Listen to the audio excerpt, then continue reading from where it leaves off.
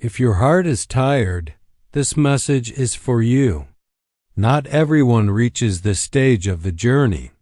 Not everyone survives the storms of life with enough openness left to hear a truth like this. But if you're listening now, it means life has prepared you for something deeper, something more comforting, more peaceful, and more loving than anything you've known. Part 1 showed you the great nothingness. Part 2 dissolved the false I. Part 3 ended fear through no power. Part 4 revealed the temple, not made with hands. But now, in Part 5, we enter the teaching Goldsmith said was the most misunderstood and the most needed, the invisible supply. Invisible supply is the truth that everything you will ever need, love, strength, guidance, comfort, healing, support, wisdom, companionship, already exists in a spiritual form, waiting to appear as your experience. It is not created by your effort. It is not earned through prayer. It is not gained by deserving. It is revealed when you stop believing you are alone. Invisible supply means you are never without help, never without guidance, never without love. Even when the world seems empty, even when people have left, even when age brings challenges you never expected, even when the future feels uncertain, there is a presence walking with you, quiet, steady, unshakable, waiting to express itself as what you need most at the moment you need it.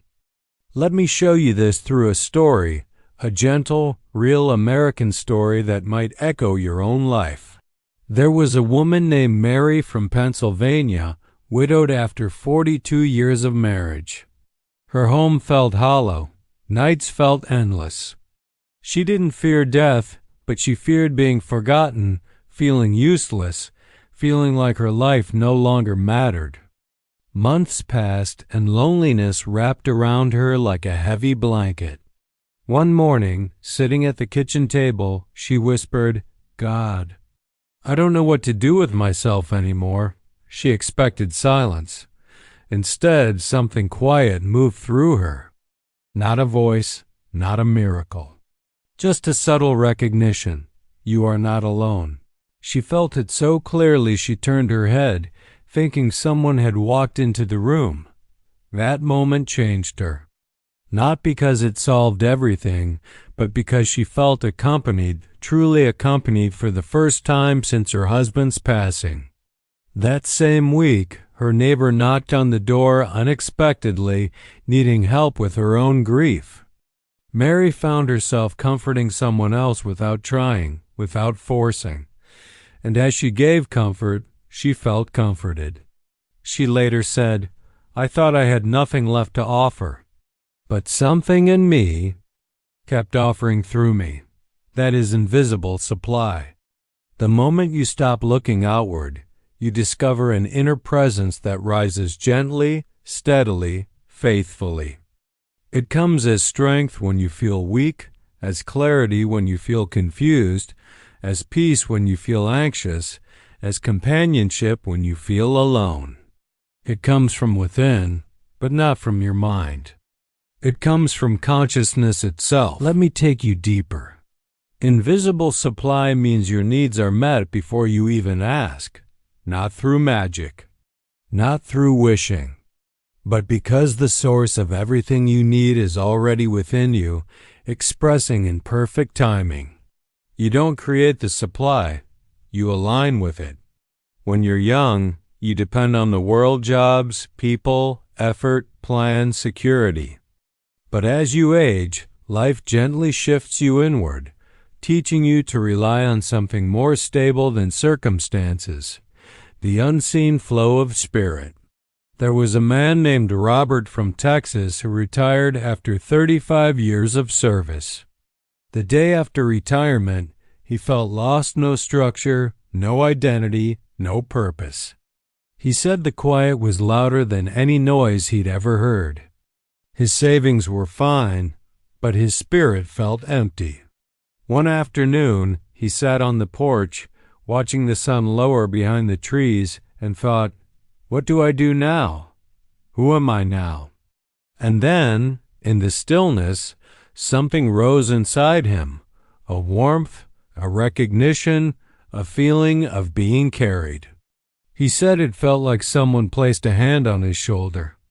That evening he received a call from his former student, now a nonprofit organizer, inviting him to mentor kids in his community. That became his new life's purpose. Not because he searched for it, because it flowed to him. That is invisible supply. It knows your needs before you know them. It guides your steps when you feel you've lost direction. It brings people into your life exactly when your heart needs them. And it removes what no longer serves you even when it hurts. Invisible supply doesn't always give you what you want, but it always gives you what your soul is ready to receive. This teaching becomes especially powerful in the later chapters of life, when the world quiets down, when friends age, when family grows busy, when you realize that the things you once chased no longer matter, when life slows, so you can finally hear what was always whispering in the silence. I am here. I am your supply. I am your peace. I am your comfort. Let me share one more story, one that captures the essence of invisible supply.